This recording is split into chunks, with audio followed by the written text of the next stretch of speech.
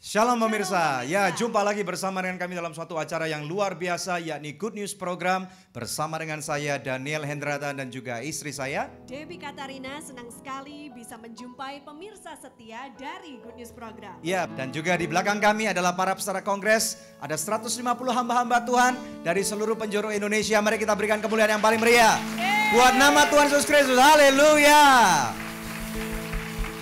Pemirsa, dalam acara Kongres, Anugerah Kongres yang kedua ini, tema kami adalah Love Revolution atau bahasa Indonesianya revolusi kasih. Nah, mungkin ada yang bertanya-tanya Daniel ya, kenapa kasih kita perlu direvolusi? Ya, kita tahu bahwa di dalam kehidupan kita ini adalah ciptaannya Tuhan, betul ya? Dan Tuhan pencipta kita, dia itu adalah Tuhan yang kasih. Kasih itu belum tentu Tuhan. Tetapi yang namanya Tuhan ini pasti kasih. Amin. Namun demikian kita tahu bahwa di dalam kehidupan kita, walaupun kita tahu bahwa Tuhan ini kasih dan yang lain-lain, namun dalam kehidupan kita namanya manusia ya Dep ya, kita tentu punya masalah, ada pergumulan, masalah keuangan, Ya. kesehatan, Ya. kemudian masalah pekerjaan, bisnis, bahkan hamba Tuhan pun bisa penat. Betul Nggak Bapak Ibu sekalian? Betul nggak? Nah, oleh karena itu setiap daripada kita, termasuk Anda, siapapun yang menyaksikan Good News Program pada hari ini, kami percaya bahwa acara ini pasti akan menjadi berkat buat Anda yang menyaksikan. Dan ikuti terus, dan jangan lupa bahwa Good News Program dapat pula Anda saksikan melalui website kami yang ada di www.anugrah.net. Di mana Dep? Di www.anugrah.net. Dan bila ada di antara pemirsa yang memerlukan bantuan doa atau konseling, Anda bisa menghubungi kami di nomor-nomor telepon yang tertera di layar kaca pemirsa sekalian. Ya. Nah pemirsa, tanpa menunda-nunda waktu lagi, mari sama-sama kita saksikan satu tayangan video klip yang berikut. Untuk yang kedua kalinya, Anugerah Ministries mengadakan Anugerah Kongres. Dan kali ini dengan tema Love Revolution. Dalam kesempatan ini, Anugerah Ministries mengundang hamba-hamba Tuhan dari daerah-daerah di seluruh Indonesia. Sekitar 100 hamba Tuhan didatangkan untuk memperlengkapi dan memperbaharui paradigma mereka. Dengan menyediakan kelas-kelas, mulai dari kelas untuk mengupgrade skill dari fotografi, UMKM, leadership, keuangan, dan laporan online. Hingga KKR yang dapat menyegarkan roh mereka ketika kembali melayani. Tidak lupa juga kesaksian dari beberapa ambasador adikku sayang dan partner anugerah. Seperti ayat tema dari Love Revolution yang diambil dari Ibrani 12 ayat 12. Sebab itu kuatkanlah tangan yang lemah dan lutut yang goyah. Inilah yang menjadi fokus Anugerah Kongres kedua untuk merefresh hamba-hamba Tuhan yang ada. Penasaran seperti apa keseruannya? Jangan kemana-mana, tetap di Good News Program. Selama Anda nggak pernah berpikir untuk membuat mereka bertumbuh dalam hal kapasitas mereka, mencapai potensi penuh dalam kehidupan mereka, Anda akan selalu memanipulasi mereka.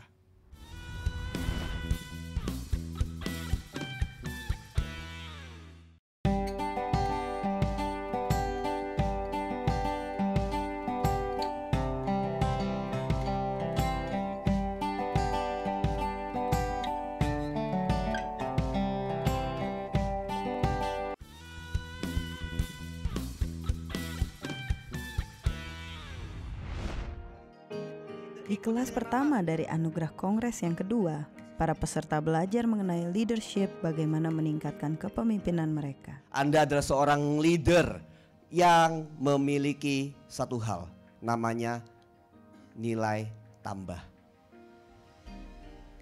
Nah, saya yakin sekali Anda pasti bingung, nilai tambah itu apa sih Pak? Apa sih nilai tambah itu? Nilai tambah itu berbicara mengenai apakah Anda memiliki sesuatu yang mana kalau Anda bertemu dengan seseorang, Anda meluangkan waktu Anda untuk orang tersebut, Anda mau melayani orang tersebut, orang itu akan menjadi lebih baik apa enggak karena pengetahuan yang Anda miliki.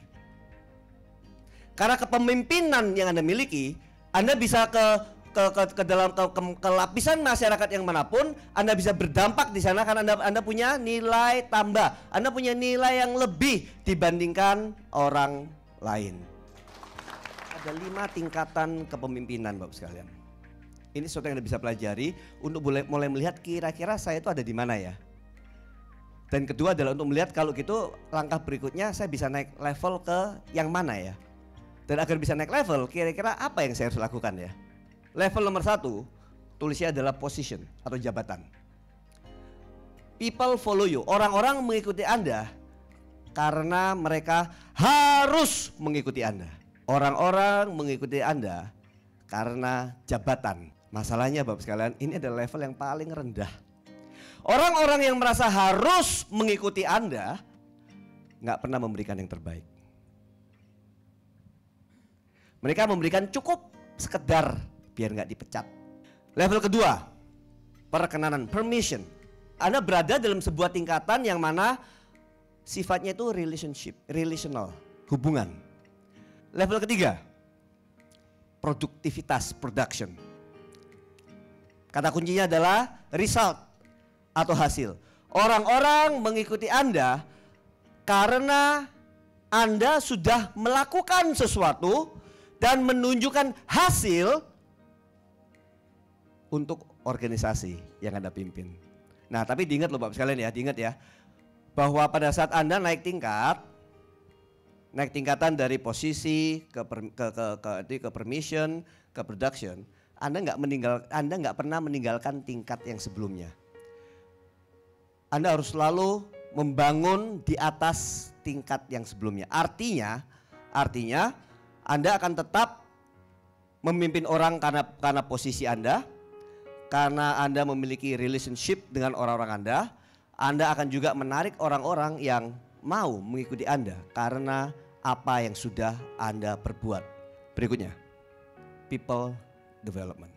Saya harus membedakan antara saya itu cuman ngasih tahu cukup agar mereka mencapai goal mereka, atau saya mendedikasikan waktu saya untuk membuat mereka bertumbuh. Karena itu dua hal yang berbeda. Selama Anda nggak pernah berpikir untuk membuat mereka bertumbuh dalam hal kapasitas mereka, mencapai potensi penuh dalam kehidupan mereka, Anda akan selalu memanipulasi mereka. Pertanyaannya adalah, Pak, caranya piye? Caranya gimana? Caranya gimana? Saya kan selama ini ya udah kasih tahu, Pak, berdasarkan pengalaman saya. Caranya gimana? Caranya adalah Andanya yang bertumbuh terlebih dahulu. Andanya yang mempunyai nilai lebih sehingga Anda bisa memberikan nilai lebih terhadap orang lain. Ini namanya intinya dari kepemimpinan.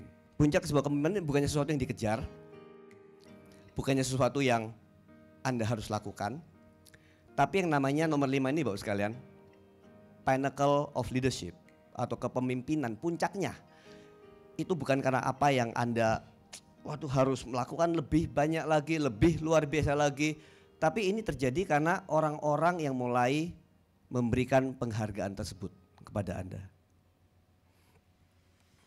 Orang-orang mengikuti Anda karena who you are, karena Anda itu siapa.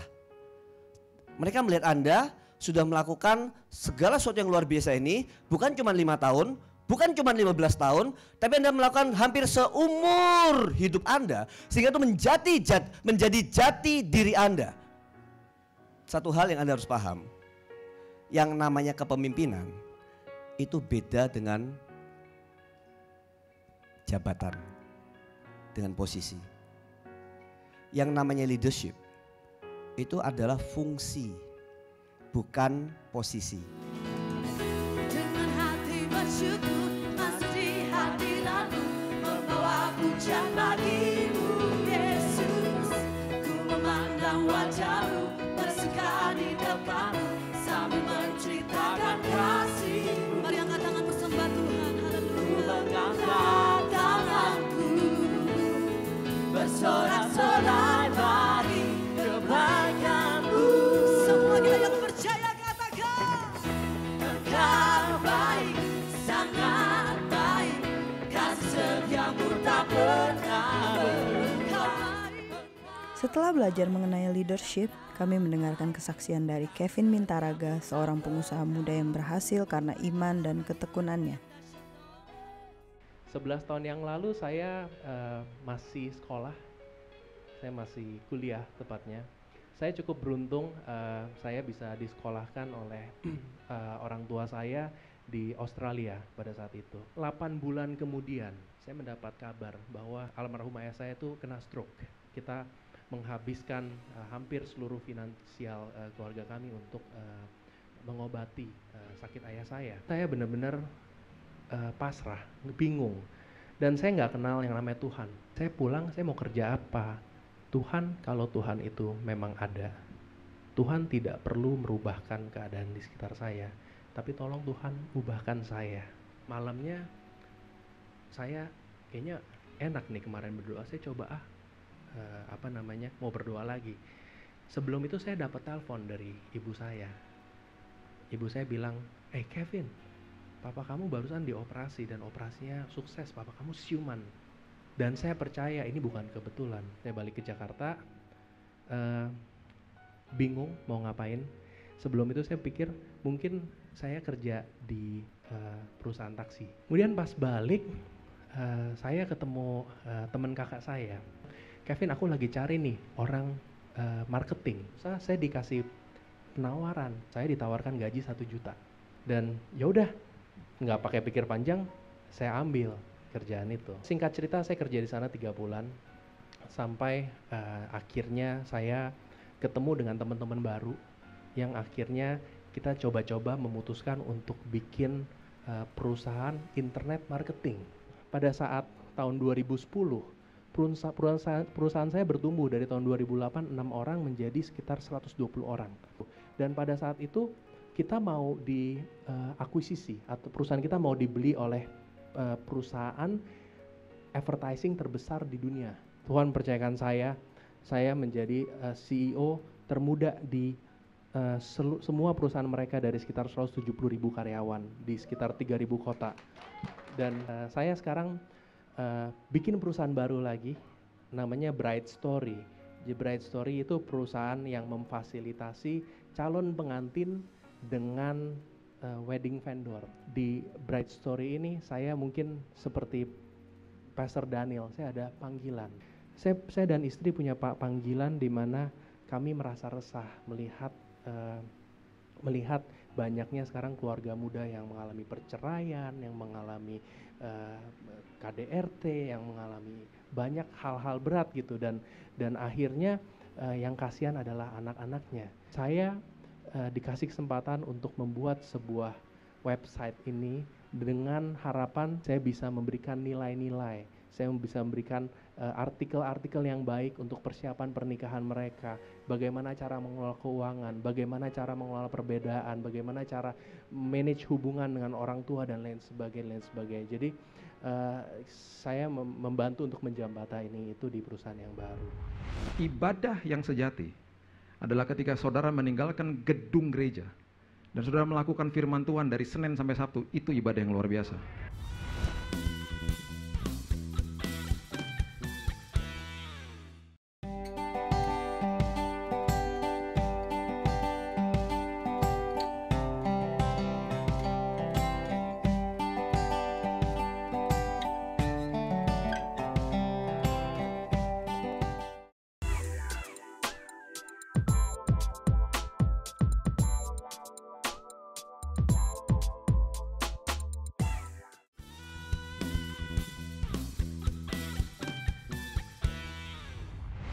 Langsung aja main, ya. Siap main? Siap. Mau main? Mau. Yang mau boleh bilang yes. Yes. Nah, sekali lagi mau? Yes. Mau? Yes. Iya. Oke, siap? Yes. Siap? Silakan main mulai dari sekarang. Silakan. Ternyata belajar mengenai keuangan bisa menjadi hal yang menyenangkan dan tidak sulit. Ditambah lagi setelah itu kami mendengarkan kesaksian oleh Robert Suhartono yang memberikan pemahaman baru mengenai kasih karunia Tuhan di dalam kehidupan kita. Maksudnya percaya itu artinya apa? Kalau saudara yang kerja, Tuhan duduk. Tapi kalau saudara yang duduk santai, tenang, percaya, Tuhan yang kerja. Nah kalau Tuhan yang kerja, nanti saudara tuh akan dikasihin wisdom. Jadi bahwa Anda ini akan ada di tempat dan waktu yang tepat sesuai dengan rencana Tuhan. Itulah yang akan bikin Anda berhasil. Pada malam hari ini saya sangat suka dengan judul ini, Love Revolution, revolusi kasih. Seringkali kasih itu hanya sebagai doktrin saja. Kita mengenal kasih hanya sebagai doktrin, tidak aplikatif. Dan sangat mengerikan bahwa ini adalah produk unggulan kerajaan surga yang sangat luar biasa. Sampai-sampai kalau orang tidak kenal Yesus, karena kasih tidak diberikan, tidak dipancarkan, itu salah kita. Orang di luar sana tidak akan serta-merta langsung tahu Yesus. Tapi dengan kasih yang saudara tunjukkan dalam hidup saudara, itu mereka kenal Yesus. Yesus datang membawa hubungan, bukan agama. Bukan agama. Agama semua ciptaan manusia, termasuk agama Kristen. Semua begitu. Dan tidak bisa dipungkiri akhirnya ketika agama diciptakan semua dasarnya baik, semua tujuannya baik, ingin bertemu dengan yang Sang Maha Kuasa. Tapi nggak bisa dipungkiri termasuk agama Kristen, akhirnya karena diciptakan manusia, ada kesalahan-kesalahan di dalamnya. Timbul politik di dalam gereja, timbul sinode, timbul denominasi. Saya mau anjurkan begini kepada saudara, hormati agama Kristen, hormati sinode, hormati organisasi. Tapi inti dan esensi utamanya bukan itu. Yesus membawa hubungan. Oleh sebab itu dia sangat sensitif ketika orang Farisi menjadi tembok, bukan menjadi jembatan antara orang yang belum percaya kepada Yesus. 2 Korintus pasal yang ketiga ayat yang kedua sampai 3 mengatakan begini. Kamu adalah surat pujian kami yang tertulis dalam hati kami dan yang dikenal yang dapat dibaca oleh semua orang. Karena telah ternyata bahwa kamu adalah surat Kristus yang ditulis oleh pelayanan kami. Ditulis bukan dengan tinta tetapi dengan roh dari Allah yang hidup. Bukan pada loh-loh batu seperti zaman hukum Taurat. Ditulisnya di luarnya manusia. Melainkan pada loh-loh daging, yaitu di dalam hati manusia. Perhatikan ini baik-baik. Pada zaman hukum Taurat semua ditulis di atas loh batu. Oleh sebab itu, karena ditulisnya di luar manusia, hal yang menyukakan hati Tuhan adalah hal yang sifatnya di luar manusia, yang dinamakan pengorbanan, sacrifice. Makanya pada saat itu ketika saudara betul-betul pelajari, orang-orang yang kaya akan membeli lembu sapi, kelas menengah kambing domba, yang paling bawah burung tekukur, dibawa kepada mediator pada saat itu. Siapa? Imam besar. Pengorbanan. Di dalam zaman perjanjian baru ketika Yesus menjadi mediator unggul bagi saudara, pengorbanan digagalkan sudah. Yang lebih dahsyat yang menguatkan hati kita, yang bisa datang kepada Tuhan dan menyukakan hati Tuhan, bukan pengorbanan, ketaatan saudara. Karena sekarang Alkitab mengatakan kebenaran ditulis di atas loh hati manusia di dalam sini. Karena ketaatan lebih dahsyat daripada pengorbanan. 1 Samuel 15 ayat 20 nanti saudara baca di rumah. Hosea 6 ayat yang ke-6. Obedience is far greater than sacrifice. Ketaatan lebih dahsyat daripada pengorbanan. Ibadah yang sejati adalah ketika saudara meninggalkan gedung gereja dan saudara melakukan firman Tuhan dari Senin sampai Sabtu. Itu ibadah yang luar biasa. Kejar Yesus, jangan kejar berkat, jangan kejar mujizat. Carilah dahulu kerajaan Allah dan kebenarannya. Itu menjadi esensi utama kita, supaya kita bisa merevolusikan kasih Kristus yang luar biasa dimanapun kita berada. Dalam Anugerah Kongres 2, kami ingin setiap hamba Tuhan membawa semangat yang baru ke ladang pelayanan mereka. Sehingga bukan hanya kelas-kelas, kami juga mengadakan KKR bagi para hamba Tuhan yang hadir, agar roh mereka kembali disegarkan oleh jamahan Tuhan. Kalau Anda berpikir tentang kekristenan, apa yang terlintas di dalam pikiran Anda? Atau kalau enggak, saya boleh tanya ini, apa yang terlintas di pikiran orang non-Kristen tentang kekristenan? Gereja sudah meninggalkan Injil karena yang mereka cari adalah antroposentris. Antroposentris adalah kata-kata teologi yang besar, yang artinya adalah manusia yang menjadi pusat, bukan lagi Tuhan. Dan Tuhan itu hanya aksesori untuk mendapatkan apa yang mereka mau. Mau tahu kasih? Inilah kasih itu, titik 2. Dikatakan bukan kita yang telah mengasihi Allah, tetapi Allah yang telah mengasihi kita. Allah lebih dulu mengasihi saudara. Kalau saudara bisa mengasihi, itu bukan kamu yang hebat, tetapi karena Allah yang lebih dulu mengasihi kamu. Bukan kekuatan kita, tetapi Allah yang lebih dulu memikirkan saudara, mengasihi saudara. Seperti bapak yang nunggu anak yang hilang pulang. Waktu dia masih melihat anaknya jauh, dia lari, saudara, lari. Begitulah Bapa di surga terhadap saudara dan saya. Bukan kita yang mengasihi Allah, tetapi Allah yang telah mengasihi kita dan yang telah mengutus anaknya sebagai pendamaian bagi dosa-dosa kita. Amin, saudara. Hari ini, saudara, Christ love win. Kasih Kristus itu memenangkan. Yang setuju katakan amin. Pelayanan saudara tentang apa, saudara? Pelayanan saudara itu tentang kasih Kristus. Injil perlu diberitakan setiap hari kepada diri saudara sendiri dan kepada orang lain. Bukan dengan kata-kata. Saya suka sih kalau saudara bisa menginjil dengan evangelism explosion. Tetapi sebelum saudara bisa menginjil, evangelism explosion juga ngajarin saudara untuk bisa bersahabat dengan orang-orang di sekeliling saudara. Apakah mereka bisa lihat kasih Kristus secara nyata dalam hidup saudara? Makanya Tuhan bilang, saudara-saudaraku yang kekasih, jikalau Allah sedemikian mengasihi kita, maka haruslah kita juga saling mengasihi. Hari ini Tuhan ingin mengembalikan, mengingatkan saudara akan kasih-Nya kepada saudara. Bukan kasihmu kepada dia. Kasihmu kepada dia itu hanya sebuah refleksi atas kasih Tuhan terhadap saudara. Saya undang, kalau ada yang mau didoakan, silakan saudara. Ini adalah malam di mana Tuhan mau mencurahkan dan memanifestasikan kuasa-Nya. Milikmu, hanya untukmu.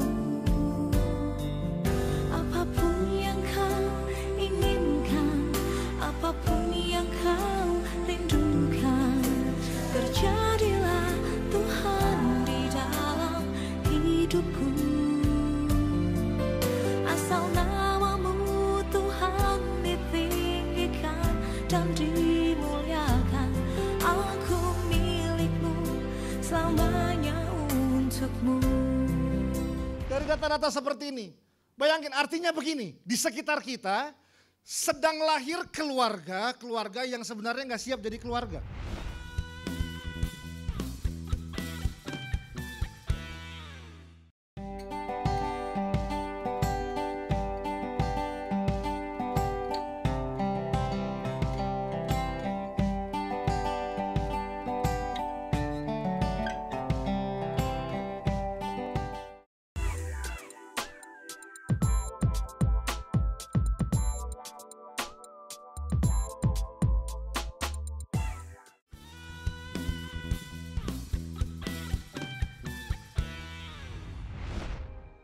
Gereja bertanggung jawab sebagai mercusuar serta solusi dan jawaban bagi generasi saat ini. Itu sebabnya dalam anugerah kongres kedua kami mengadakan kelas mengenai narkoba, bahaya seks bebas, human trafficking, serta kecanduan game online. Perkenalkan sekali lagi, nama saya adalah Beni Patinasarani. Jadi tadi Pak Daniel sudah memperkenalkannya. Saya putra pertama, anak pertama dari almarhum Pak Roni Patinasarani. Sebelum papa saya meninggal dunia, dia mendirikan sebuah yayasan yang diberi nama Roni Patinasarani Foundation atau Yayasan Roni Patinasarani. Nah, yayasan ini bergerak, saya selalu menyebutnya adalah di area penyelamatan generasi. Jadi kami menangani masalah-masalah yang memang cukup gak tersentuh sampai hari ini, yaitu masalah seperti narkoba, HIV/AIDS, sex trafficking atau human trafficking, dan juga sekarang yang mulai masuk ke daerah-daerah, mulai masuk ke pelosok-pelosok, yaitu bahaya kecanduan game online. Nah, harapan saya hari ini kita belajar bersama-sama supaya kita bisa mendapatkan informasi dengan jelas, supaya generasi di tempat kita tinggal, anak-anak muda di tempat kita tinggal bisa mendapatkan informasi yang jelas dari kita dan mereka bisa terselamatkan hidupnya. 3 value yang kami bangun sampai hari ini. Yang pertama namanya family. Coba bilang family. Keluarga. Bahwa kami sampai hari ini mempercayai bahwa keluarga adalah benteng pertahanan yang terkuat untuk bisa buat seorang anak muda nggak sentuh narkoba, nggak sentuh free sex, nggak mulai ngerokok. Saya percaya bahwa keluarga adalah tempat terbaik melahirkan pahlawan di muka bumi ini. Value yang kedua namanya love. Coba bilang love. Bahwa tetap sampai hari ini, bahwa kasih sayang dan cinta adalah senjata yang paling hebat dan senjata yang paling ampuh untuk bisa membebaskan setiap orang yang terikat, terbelenggu, setiap anak-anak yang hancur. Lalu yang ketiga namanya future, masa depan. Bahwa saya mempercayai setiap anak muda di bangsa ini berhak bisa mendapatkan masa depan yang terbaik. Bahwa setiap anak muda di bangsa kita, di gereja kita, di kota kita berhak untuk bisa raih mimpi-mimpi Tuhan dalam kehidupannya. Berhak untuk bisa menyatakan hal-hal besar yang Tuhan telah taruh dalam kehidupannya. Kalau kita mau buka mata kita dengan lebar, dengan sedih hari ini kalau saya boleh bilang, saya sebut namanya bahwa Indonesia darurat generasi. Data dari BNN terakhir dari seluruh Indonesia sampai ke angka 7 juta sampai 8 juta orang pecandu narkoba dari seluruh Indonesia. Data dalam setahun sekitar 21 sampai 23 ribu orang yang meninggal karena overdosis. 40 sampai 70 orang setiap hari itu meninggal karena narkoba. Tapi yang menyebabkan hal ini ada beberapa penyebabnya. Yang pertama adalah BKKBN Pusat memiliki data, nah ini dia. Bahwa angka perceraian di Indonesia hari ini terbesar di Asia Pasifik.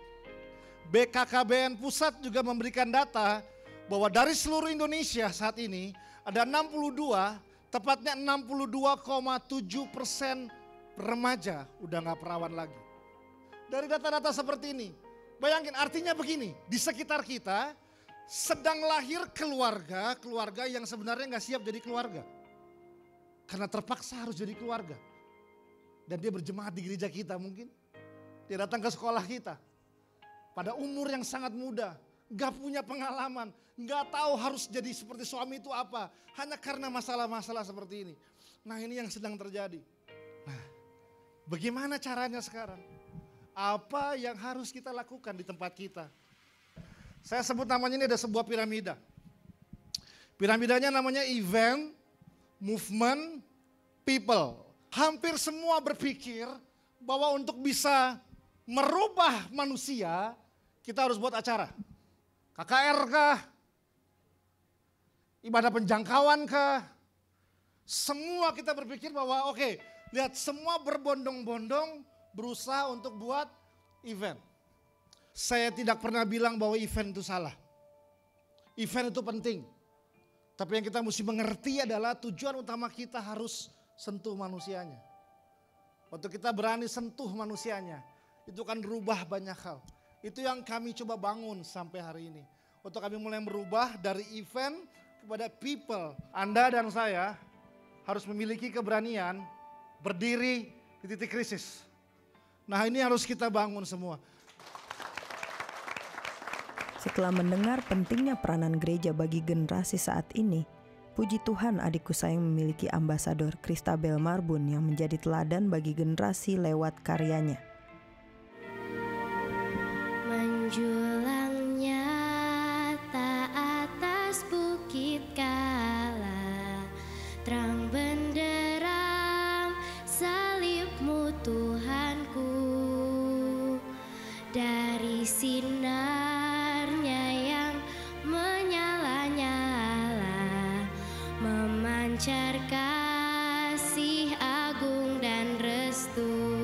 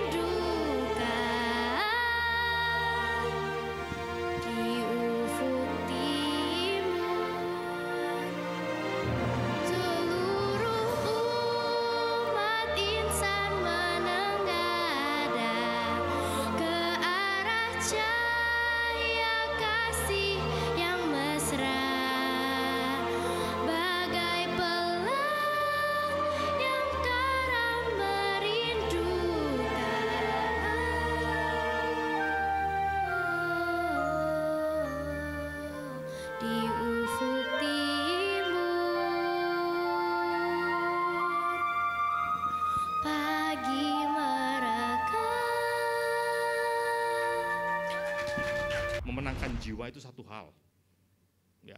Tapi melatih pemenang jiwa itu hal yang berbeda.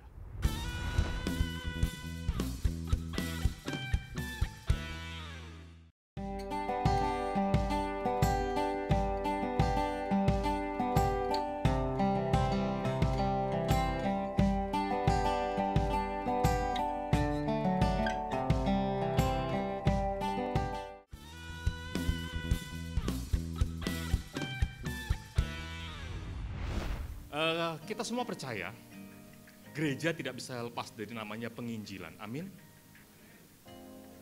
kita ada, gereja ada karena Injil. Jangan lupa itu. Hari ini banyak yang melupakan penginjilan. Kita dapat keselamatan itu free dari Tuhan. Kita harus juga menjadi berkat, kasih itu juga free. Amin. Evangelism Explosion atau Equipping Ministry diawali oleh seorang pendeta muda saat itu, yaitu Dr. James Kennedy almarhum. Sebuah metode penginjilan pribadi yang alkitabiah, sistematis, efektif melalui persahabatan tanpa argumentasi dan menekankan praktek lapangan. Saya akan tekankan tanpa argumentasi. Penginjilan tidak boleh ada perdebatan di dalamnya. Kesaksian pribadi saya terima Kristus, kesaksian saya diselamatkan dalam Kristus, orang lain tidak boleh batalkan. Tapi tujuan dari Evangelism Explosion adalah kita ingin membekali jemaat-jemaat supaya mereka bisa melakukan penginjilan secara pribadi sebagai gaya hidup. Setuju enggak? Setiap orang Kristen harus bersaksi. Loh, kenapa Bapak Ibu berani setuju? Perintah Tuhan Yesus yang mana? Wah, selalu dikatakan Matius 28. Tapi sebelumnya Tuhan Yesus pernah mengatakan di satu bagian dari firman Tuhan, mari ikut aku, kamu akan kujadikan penjala manusia. Penjala ikan. Seorang nelayan akan menjala ikan di danau, di laut, dimanapun. Ikan yang hidup di jala dapat bawa ke pasar, ikannya jadi ikan mati. Betul? Penjala manusia. Menjala manusia yang mati secara rohani, Anda jala, Anda bawa menjadi hidup secara beda kan? Beda. Kenapa banyak orang Kristen tidak memberitakan Injil? Takut. Banyak alasannya, saya bukan hamba Tuhan. Mereka berpikir kalau bersaksi memberitakan Injil kan harus sekolah dulu pendeta.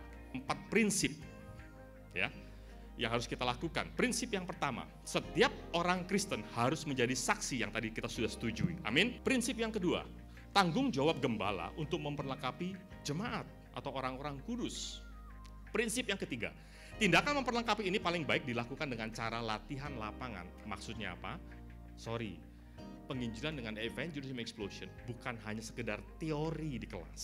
Prinsip yang terakhir, Anda membuat pengaruh yang jauh lebih besar bagi kekekalan dengan melatih orang lain daripada hanya memenangkan jiwa bagi Kristus. Karena dengan demikian Anda bukan hanya menambah jiwa, melainkan melipat gandakan. Artinya apa? Memenangkan jiwa itu satu hal, ya. Tapi melatih pemenang jiwa itu hal yang berbeda.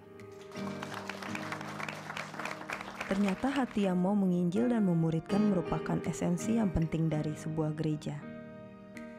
Kesaksian dari Chris Rawitno mengenai karya salib juga akan menyadarkan kita akan karya penebusan Kristus Yesus dalam hidup kita. Saat ini malam ini saya ingin bagikan pewahyuan mengenai salib itu apa sih sebenarnya, dan ini impactnya buat saya itu besar sekali gitu loh dalam saya menjalani hidup saya sehari-hari gitu. Yang tadinya saya takut-takut, saya juga punya usaha impor, jadi saya masukin barang, waduh gimana nih masukin barang, pasar sepi, bisnis sulit, bisa laku nggak, bisa kejual nggak gitu. Tapi sejalan saya gali lagi, sebenarnya itu apa yang ada di dalam diri kita, segala prestasi kita, hebatnya kita bisa punya mobil, kita bisa punya rumah, kita bisa usaha, itu bukan sama sekali dari kita. Kita itu nol. None of me, all of him, Jesus. Jadi gak ada kita, ya tapi sebagai manusia pasti kita punya rasa bangga ya. Saya punya bisa begini. Tetapi kalau kita kembali lagi ke Alkitab, kita benar-benar memaknai apa yang terjadi di kayu salib itu. Kita tuh tahu bahwa semua ini adalah perkenanan dari Allah gitu. Dan saya mau setiap believer, orang percaya yang terutama masih percaya baru menerima Kristus, punya pewahyuan seperti ini. Saya ini cuma delivery boy, messenger, cuma pesuruh itu loh yang punya. Nih Tuhan Yesus kasih uang ke saya, tolong sampai ke Padang. Ya udah saya cuma nganterin aja gitu. Amin. Jadi kredit 100% itu go to Jesus. Nggak ada apa-apanya saya nggak ada hebatnya. Jadi kita itu terima kasih karunia itu, kita freely receive, terima dengan cuma-cuma dari Tuhan Yesus. Kita juga harus freely give, kasih juga cuma-cuma buat membantu kerajaan Tuhan gitu. Hidup ini pilihan. Kamu mau kaya, kamu mau miskin, mau sedang, mau susah, itu hidup kamu kalian.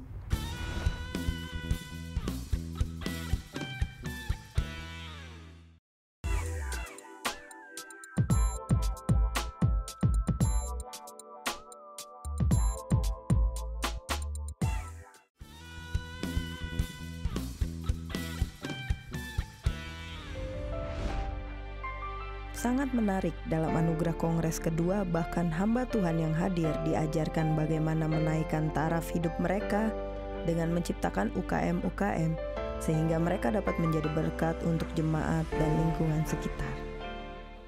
Kalau hamba Tuhannya bersejahtera, jemaatnya tidak sejahtera, kalian gagal semua. Benar. Kita harus mentransfer berkat itu kepada jemaat. Ya. Nah, yang terbalik sekarang ini, jemaat seperti bos daripada gembalanya. Harusnya gembala menjadi pemimpin, leader. Gembala yang baik kan? Sesuai Matius 23 itu harusnya seperti ini. Sinode gereja, baik di daerah maupun di pusat, harus memberikan pelatihan kepada jemaat. Ya, pelatihan apa saja. Mungkin dia punya keterampilan, dia bikin kue atau mungkin mengembangkan ternak, macam-macam. Dan gereja akhirnya sejahtera karena jemaat ekonominya baik dan pendeta pun ikut subur baik, dan tidak ada hamba-hamba Tuhan di pedalaman itu yang sulit, yang dalam tanda petik miskin. Tidak ada sebenarnya. Sebenarnya ya. Nah, tapi yang terjadi kenapa? Banyak hamba-hamba Tuhan di seluruh Indonesia ekonominya sangat di bawah standar. Ini yang berbahaya. Kita lihat ada kisah orang yang ada di lubang. Ya. Kenapa orang berada di lubang? Itu macam-macam. Kenapa kita miskin? Ya itu juga bermacam-macam faktor. Bagaimana perasaan orang-orang yang berada di lubang? Ya kita juga bisa tahu. Ini satu ilustrasi. Pada satu saat ada orang yang di lubang. Tiba-tiba ada orang yang menjual kue. Kue jual. Dia lihat ada orang yang bawa tolong. Oh bapak jatuh. Wah pasti belum makan ya. Nih saya kasih kue. Dikasihlah kue. Bagus gak? Bagus, dikasih kue supaya dia gak lapar ya kan. Jalan lagi. Terus kemudian orang kedua ya kan membawa tikar. Dia menjual tikar. Dia jalan, dia melihat lagi orang di lubang. Hah, kamu di lubang? Wah kamu tidak punya tatakan ya. Wah kesian ini saya kasih tikar. Bagus gak? Bagus ya. Itu kita menolong. Tetapi orang ketiga di sini dia membawa tangga dan membawa tali. Dia menjual itu. Waktu dia melihat orang itu di lubang, wah pasti kamu sudah lemah, pasti kamu tak berdaya. Dia langsung turun dengan talinya, dengan tangganya turun, menggendong orang itu dan mengangkat. Dan setelah diangkat keluar, orang ini kan masih lemah kan. Dia berusaha menuntun. Nah inilah sepertinya kalau kita lihat di Alkitab tentang orang Samaria dan baik hati. Siapa orang Samaria yang baik hati? Ternyata bukan orang Kristen. Itu orang luar Kristen. Nah inilah banyak sekali lembaga-lembaga Kristen hanya memberi bantuan tapi tidak pernah memberikan pengembangan sumber daya manusia. Ini kita harus berubah konsep ini. Dan saya sangat senang sekali dengan anugerah ministry ini mau merubah semuanya orang-orang hamba Tuhan yang ada di pedalaman. Kita harus secara holistik, tidak bisa rohani saja, tidak cukup rohani saja. Karena kita masih di dunia, kita belum di sorga. Kalau kita sudah di sorga kita memuji-muji Tuhan. Tapi kita masih di dunia, perut juga perlu makan. Tahun 2009 saya membantu 350.000 beternak ayam. Dari 4 ekor ayam berkembang menjadi 100 ekor. Lalu apa? Dijual menjadi 11.700.000 gini ya. Kemudian apa? Dia pinter nih, ya dia pinter dagang nih, ya kan? Dia beli 2 ekor sapi, dia kembangkan, beli jantan dan betina umur 1,5 tahun. berkembanglah menjadi 8 ekor sapi. Dia 5 ekor sapi dia jual menjadi 50 juta. Kalau punya duit seperti ini 65 juta, 50 juta bisa gak bangun gereja? Gak perlu Pak Daniel, gak perlu Ibu Debbie. Binya usaha sendiri. Ini yang terjadi. Jangan apa-apa Bu Debbie, ini udah rusak nih, udah bocor minta lagi. Gak perlu. Anda kalau begitu berarti di lobang. Tanah Bapak Ibu aset yang harus dikembangkan, jangan diantepin. Ya, kreatif sedikit. Hidup ini pilihan. Kamu mau kaya, kamu mau miskin, mau sedang, mau susah, itu hidup kamu kalian. Orang hanya membantu, tapi tidak membantu 100%. Hanya membantu. Dan hidup kita tuh kita yang punya, bukan orang lain. Jadi Bapak Ibu harus punya komitmen. Sampai detik ini 2018 saya ketemu lagi. Bapak Ibu sebenarnya menjadi orang yang sukses dan berhasil. Ya. Dan nanti Pak Daniel dan Ibu Debbie membantu orang-orang lagi. Dan Bapak Ibu harus membantu orang lain. Ini yang terjadi. Ya. Thank you, terima kasih. Tuhan berkati. Di malam harinya kembali kami mengadakan KKR yang dilayani oleh Pendeta Insinyur Yonatan Wiryo Hadi. Tanda kedatangan dia yang kedua kali adalah apabila gereja sudah mulai memberitakan, bukan memberitakan Injil. Kalau memberitakan Injil sekarang sudah hampir semua. Tetapi ketika gereja mulai bangkit dengan pesan Injil kerajaan. Alkitab katakan, dan Injil kerajaan ini akan diberitakan, dan setelah itu baru tiba kesudahannya. Kalau gereja memberitakan Injil kerajaan, maka dimulai dari pendeta dan orang yang di dalamnya, hidupnya harus transparan. Hidupmu itu jadi parameternya Tuhan bagi gereja dan pertumbuhan gereja. Setiap pelanggaran kita akan menyebabkan duri. Itu sebabnya setiap kali ada pelanggaran dilakukan oleh pemimpin, duri itu muncul di bangku-bangku tempat di mana melayani. Itu sebabnya setiap aja jiwa baru datang, cret, aduh, kena, aduh. Dia pergi lagi saudara, karena dia berdarah-darah di situ. Lalu kemudian dia pindah ke gereja yang lain, plek, kok enak di sini. Lalu pendeta yang itu kepahitan, itu mencuri domba. Coba sekarang mulai kita benahi tanah kita. Hidup kita benahi. Tanah kita benahi. Semua tempat pelayanan akan bertumbuh dimanapun kita berada. Tepuk tangan yang meriah buat Allah kita. Katakan amin. Yang kedua, cepat. Ayat yang kelima, bumi cemar karena penduduknya. Sebab mereka nomor 1 melanggar undang-undang. Yang kedua, mereka mengubah ketetapan. Yang ketiga, ayat yang kelima, bumi cemar karena pertama mereka melanggar undang-undang. 2, karena mereka mengubah ketetapan. 3, karena mereka mengingkari perjanjian. Injil kerajaan berbicara 2. Yang pertama, Yesus telah menebus tanah di mana saudara berada. Ini berita yang saya mau beritahukan. Saya perlu sampai pada garis akhir, sebab kalau saudara tidak punya harapan, bagaimana Pak tanah? Anda pulang dari tempat ini, apakah tanah saya tempat saya pelayanan, kerja saya, bisnis saya, pelayanan saya, keluarga saya, apakah bisa dipulihkan? Sebab saya sudah banyak pelanggaran yang saya kerjakan. Alkitab tulis, sebelum dia menebus dosa saudara, yang dia kerjakan, yang ditaruh di atas kepalanya, justru adalah semak dan duri, yang sebenarnya adalah konsekuensi tempat di mana saudara berada. Orang yang dulunya jahat, yang menganiaya orang Kristen, kok bisa kemudian hidupnya dipakai Tuhan secara luar biasa, menjadi orang yang tidak egois, memberikan hidupnya untuk melayani Tuhan, melayani sesama, kok bisa?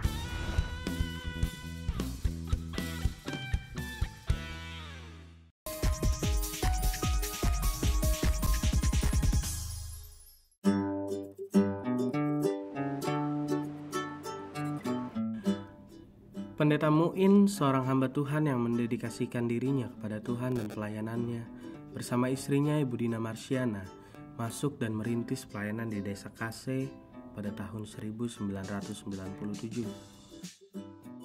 Di tahun yang ke-10 sejak pelayanan mereka dimulai, mereka akhirnya dapat membangun gedung ibadah. Namun seiring berlalunya waktu, kondisi bangunan mulai rapuh karena bahan-bahan yang mereka pakai memang seadanya. Beberapa kali plafon hampir runtuh karena sebagian besar kayunya sudah lapuk. Setelah melakukan survei, akhirnya tim Anugerah Ministries menetapkan GKPKB Abdi Agape sebagai program CMO yang ke-40. Tepat pada pukul 9:30 waktu Indonesia Barat, kami memulai pembukaan CMO dengan ibadah singkat. Acara dilanjutkan dengan penandatanganan MOU antara Anugerah Ministries dengan GKPKB Abdi Agape. Kemudian secara simbolis memasang salah satu tiang sebagai tanda dimulainya proyek CMO yang ke-40. Adapun hal-hal yang akan dikerjakan pada CMO ke-40 ini adalah penggantian kuda-kuda dan reng atap karena banyak yang sudah termakan rayap, kemudian melakukan pemasangan plafon, penggantian tiang-tiang yang sudah lapuk, dan juga pelebaran bangunan sepanjang 4 meter ke depan dari ukuran semula 8x16 meter menjadi 8x20 meter. Kemudian melakukan penggantian pintu dan jendela karena sebagian besar sudah lapuk, serta pembuatan teras gereja. Terima kasih atas dukungan yang diberikan kepada kami oleh para sponsor sehingga proyek CMO ke-40 ini dapat kami mulai. Doakan kami agar program ini dapat berjalan dengan lancar dari awal hingga akhir agar nama Tuhan dipermuliakan.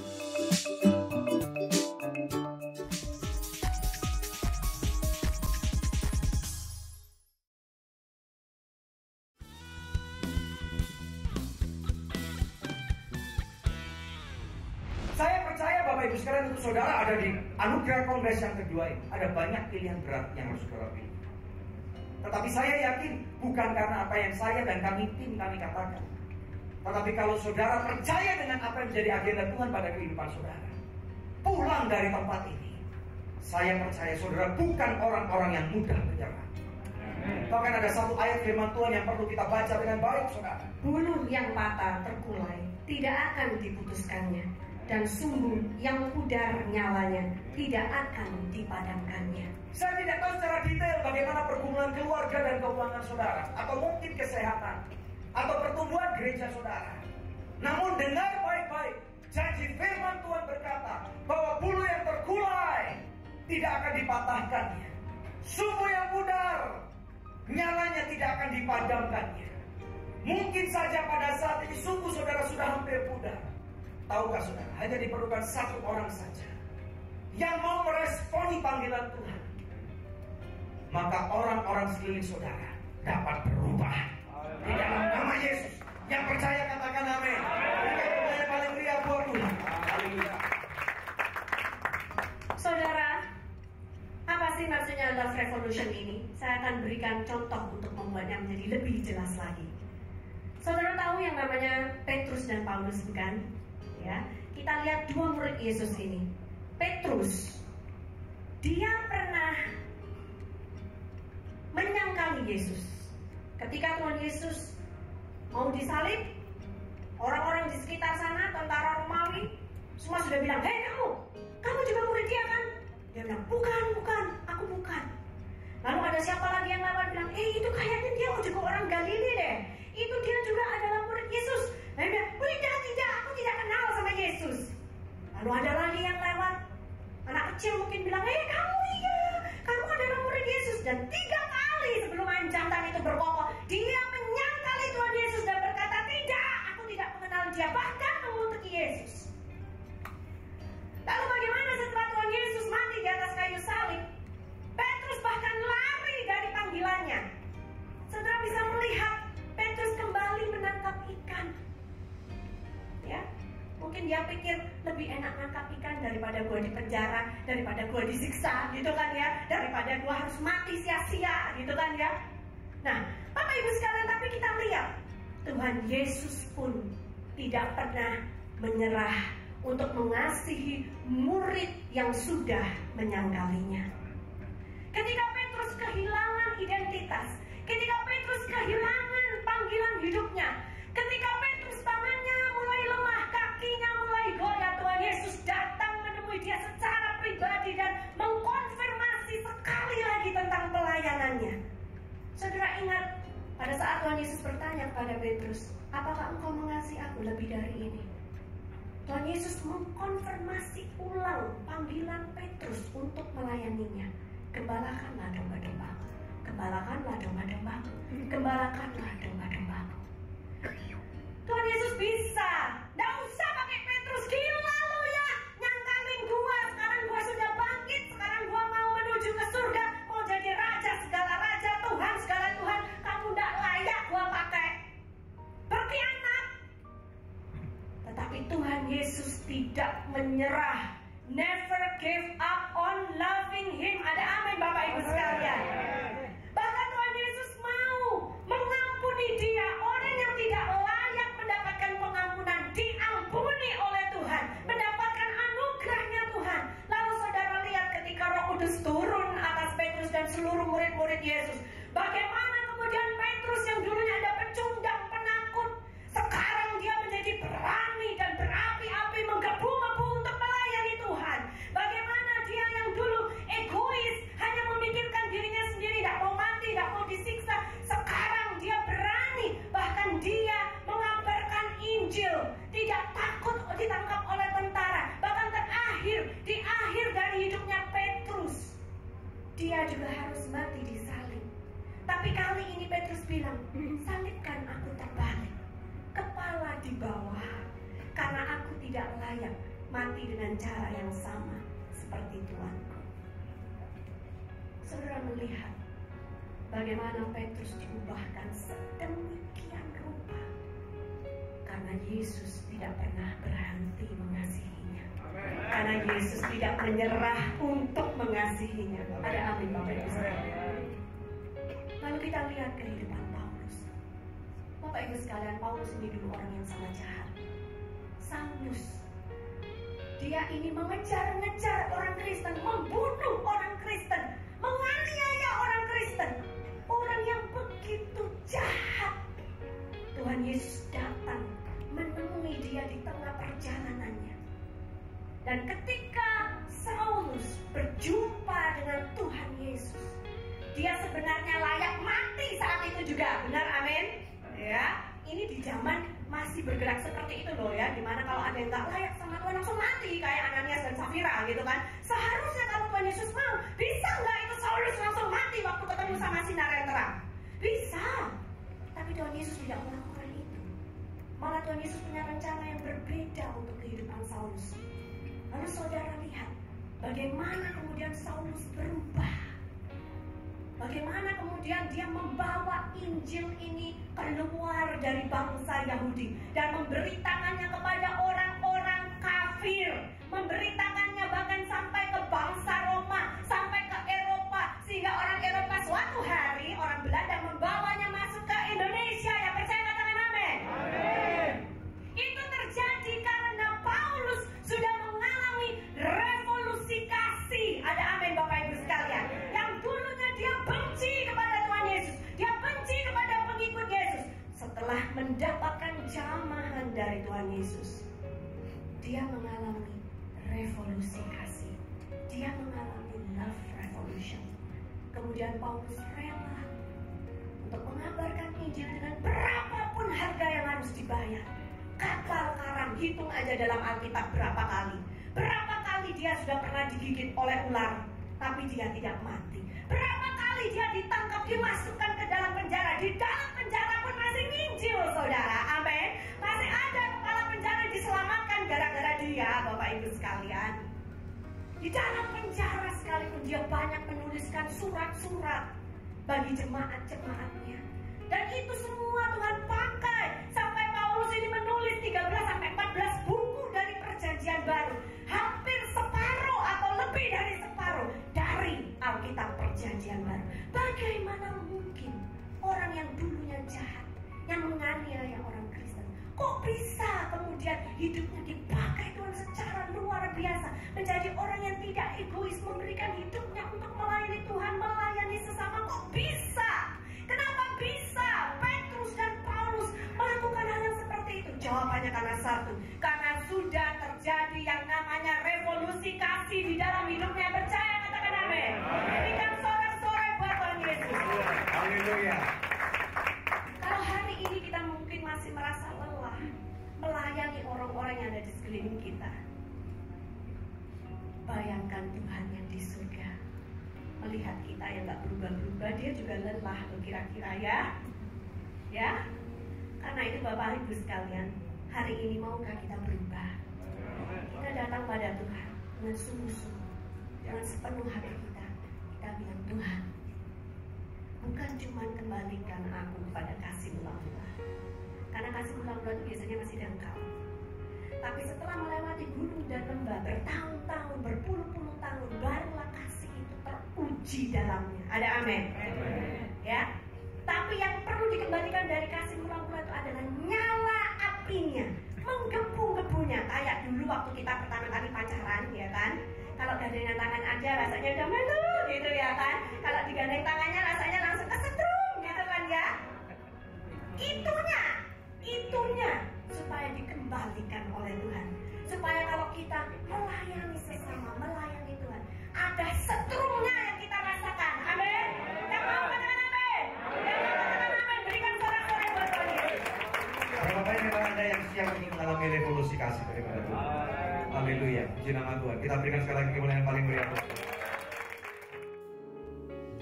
Itulah serangkaian kegiatan Anugerah Kongres kedua Love Revolution yang berlangsung selama 4 hari 3 malam di Jakarta. Terima kasih atas dukungan dari setiap pihak sehingga kongres ini dapat berlangsung. Sampai jumpa di kegerakan lainnya. Tuhan Yesus memberkati. Jalani hidup ini selalu menyertai.